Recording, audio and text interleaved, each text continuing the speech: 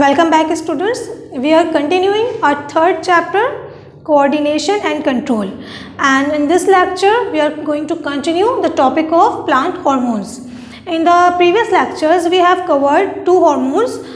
We have learned about auxin and gibberellin, and in this lecture we are going to continue it from the topic of cytokinins. Cytokinins are the hormones which are naturally the derivatives of adenine. As you must have known that adenine is a base compound. It is a base, nucleotide base of DNA structure, but it is also a compound naturally available other than from the DNA structure in the cells, in the cellular organization. So it is a derivative of adenine, and it is present in the root tips and developing seeds. The site of its biosynthesis is root tips and developing seeds. क्यों है ये site? इसका reason ये है कि इसका purpose ये होता है कि ये काम करता है सेल डिवीजन में. This helps out in cell division. इसीलिए इनकी जो प्रेजेंस है साइटोकाइनेंस की वो ज़्यादा अमाउंट इनका पाया जाता है रूट टिप्स में और डेवलपिंग सीड्स में, क्योंकि डेवलपिंग सीड में इस बात की ज़रूरत होती है कि नए टिश्यूज़ बने, सेल डिवीजन हो, ताकि आगे प्लांट की ग्रोथ हो सके and a new plant can be formed. जब ये रूट टिप में डेवलप होता है तो हम अगर इसकी ट्रांसपोर्ट की बात करें तो इट इज़ अल्टीमेटली बीन मतलब ये बहुत कॉमन सी बात है समझ आ जाने वाली कि ये एजाइलम से जाएगा शूट की तरफ, क्योंकि रूट टिप में बन रहा है. तो रूट टिप से ट्रांसपोर्ट का वे क्या है? रूट से अगर कोई चीज़ हमें शूट की तरफ भेजनी है, प्लांट कौन सा पाथ लेगा? जाइलम पाथवे यूज़ करेगा ताकि वाटर के साथ ट्रांसपोर्ट हो सके. और अगर कोई चीज़ शूट में बन रही है तो वो फ्लोएम पाथवे यूज़ करेगी. फ्लोएम से ट्रांसपोर्ट होगा लीफ के से रूट की तरफ.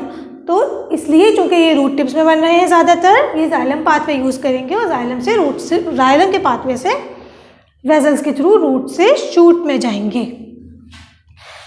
सबसे कॉमन जो साइटोकाइनिन नेचुरली पाया जाता है प्लांट्स के अंदर, जो मोस्ट कॉमनली पाया जाने वाला, उसका नाम है जिएटिन. अब हम बात करते हैं इसके फर्दर इफेक्ट्स की. सिर्फ सेल डिवीजन ही एक फंक्शन नहीं है जो साइटोकाइनिन परफॉर्म करता हो. आपने पिछले भी जब हार्मोन्स पढ़े, ऑक्सिन हमने पढ़ा, जिबरेलिन हमने पढ़ा, तो यही पढ़ा कि बहुत सारे फंक्शन एक हार्मोन से अंजाम दे रहा होता है, लेकिन एक मेजर फंक्शन होता है जिसकी बुनियाद पर हम उसको पहचानते हैं या करेक्टराइज करते हैं या मशहूर उस वजह से होता है कि भाई मेजर काम इसका ये है. Along with that all the hormones perform many various types of functions, different types of functions. So the effect of cytokinin, major effect or the major function is cell division that leads to the formation of or initiation of shoot. Cell division होती है इसलिए shoot initiation start होती है and also the elongation of root. ये जो effect है ये सबसे ज़्यादा ऑब्जर्व किया जाता है कि अगर हम एक्सोजीनसली अप्लाई करें इसको, एक्सोजीनसली मतलब बाहर से आर्टिफिशियल एरिया हम अप्लाई करें, कहाँ पे? कैलस के ऊपर. Now what is callus? I have told you it in the previous lectures also, but I am going to inform you it about again. It is a undifferentiated mass of cells. Undifferentiated mass of cells. Tissue culture के अंदर जब हम media के ऊपर से किसी एक cell को ग्रो करते हैं तो सेल अपने आप को डिवाइड करता है, रिपीटली डिवाइड करेगा और एक बंच ऑफ सेल्स बना लेगा जो कि अभी डिफरेंशिएटेड नहीं होता है किसी भी शूट में या रूट में या लीफ के पार्ट के अंदर. जब हम इस चाहेंगे कि फर्दर इसके अंदर डिवीजन हो और फिर अपने आप को एक ऑर्गन सिस्टम में डेवलप करे, यानी शूट बनाए, रूट बनाए, पार्ट्स में डिवाइड हो, तब अगर हम ये चाहते हैं तो डिफरेंट हार्मोन्स की एप्लीकेशन की जाती है. उन हार्मोन्स में से एक हार्मोन साइटोकाइनिन भी है जो कि स्टार्ट करता है क्या? शूट की इनिशिएशन, अगर हम इसको एक्सोजीनसली कैलस के ऊपर अप्लाई करें. इसके अलावा इसको नेचुरली भी पाया जाता है. इसका हाई अमाउंट ऑब्जर्व किया गया ट्यूमर्स के अंदर. ट्यूमर्स भी अनडिफरेंशिएटेड मास ऑफ सेल्स होते हैं जो कि प्लांट्स के अंदर भी पाए जाते हैं. ट्यूमर्स का वर्ड आप मोस्टली एसोसिएट करते हैं कैंसर के साथ, क्योंकि कैंसर्स ट्यूमर्स पैदा होते हैं ह्यूमन बॉडीज़ के अंदर. लेकिन ट्यूमर के टर्म्स सिर्फ ह्यूमंस के साथ ही अटैच नहीं है और बाइंडेड नहीं है। Tumours are also been observed in plants. और एक ट्यूमर ग्रोथ अगर किसी प्लांट के ऊपर हम ऑब्जर्व करें, स्पेशली ऑन द स्टेम्स आप उसे ईजिली ऑब्जर्व कर सकते हैं। तो इन ट्यूमर्स के अंदर जब इनको स्टडी किया गया, केमिकल नेचर स्टडी की गई और कंपाउंड्स को एक्सट्रैक्ट आउट किया गया, तो ये जाना गया कि यहाँ पे साइटोकाइनिन की मिकदार बहुत ज़्यादा थी। तो एंडोजीनसली भी ये वर्क करते हैं। एंडोजीनसली कहाँ पाए जाते हैं? प्लांट के ट्यूमर्स के अंदर। Now that is not a normal condition. Don't take it कि नॉर्मल कंडीशन है, that is a disease condition जो कि प्लांट में समटाइम्स हो जाती है due to certain bacteria and viruses. तो फिर वहाँ पे साइटोकाइनिन की मिकदार ज़्यादा होती है, इसलिए वहाँ पे मास ऑफ सेल्स क्रिएट हो जाता है बहुत ज़्यादा रैपिड सेल डिवीजन की वजह से।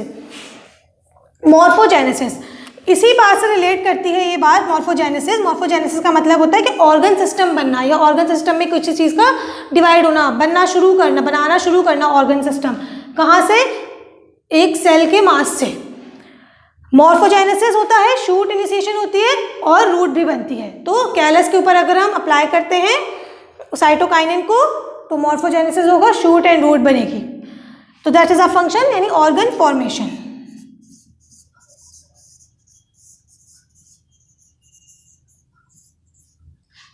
Growth of lateral birds along with the apical dominance. जब एपिकल डोमिनेंस के साथ साथ यानी ऑक्सीजन जहाँ पे मौजूद है एपिसीज के ऊपर, अगर वहाँ पे साइटोकाइनिन की मिकदार भी मुनासिब मौजूद है तो उसके साथ साथ वो एपिकल डोमिनेंस के साथ साथ वो सेल डिवीजन के साथ साथ वो ये भी प्रमोट करेगा कि साथ में लेटरल बर्ड्स भी निकले। तो सिर्फ प्लांट की हाइट ही नहीं बढ़ती, लेटरल बर्ड्स की ग्रोथ भी होती है। साइड में अगर बर्ड्स नहीं निकलेंगी तो प्लांट का जो स्ट्रक्चर है वो अनबैलेंस्ड होगा, अनबैलेंस लगेगा और उसकी ग्रोथ जो है वो रिटार्डेड तस्वुर की जाएगी कि एक बैलेंस स्ट्रक्चर नहीं है। So lateral growth of lateral buds भी एक काम है किसका? साइटोकाइनिन का। लीफ एक्सपेंशन, ऑब्वियसली जब ये सेल डिवाइड कर रहा है और सेल की ग्रोथ कर रहा है तो फिर लीफ का साइज भी बढ़ेगा। तो that is also a very important function of cytokinin. Delays leaf senescence, पत्तों के झड़ने को ये डिले करता है। एक तरीके से ये मेंटेन कर रहा होता है ग्रोथ को कि पत्ते जल्दी मुरझाएं नहीं और जो इनका पेट्योल है वो स्ट्रॉन्ग रहे। तो सेल डिवीजन हो रही होती है, नए सेल बन रहे होते हैं, तो पेट्योल जो है वो स्ट्रॉन्ग रहता है और सेल लीफ जल्दी झड़ के गिरता नहीं है, सेनेसेंस नहीं होता है। अर्ली सेनेसेंस को ये डिले करता है। इनहैंस स्टोमेटल ओपनिंग, स्टोमेटा का खुले रहना भी साइटोकाइनिन का एक बहुत इंपॉर्टेंट काम है। इसकी वजह से स्टोमेटा ओपन रहते हैं जब उन्हें ओपन रहना है। क्लोरोप्लास्ट डेवलपमेंट, क्लोरोफिल के अमाउंट को ये बढ़ाता है।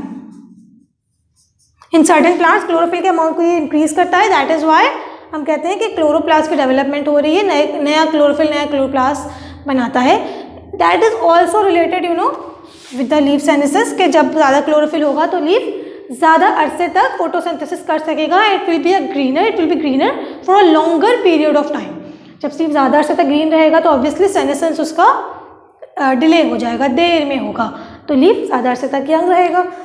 एक बार मजीद पढ़ते हैं। Cell division, morphogenesis, growth of lateral birds, leaf expansion, delay of senescence, stomatal opening and chloroplast development. These are the very important functions of cytokinins and I hope you understand it all. In the further lecture हम अपने remaining hormones को continue करेंगे और अभी तक हमने 3 hormones cover कर लिए हैं अपने lectures में, auxin, gibberellin and cytokinin. So we will further continue our chapter in the next lecture. So see you in the next lecture, students.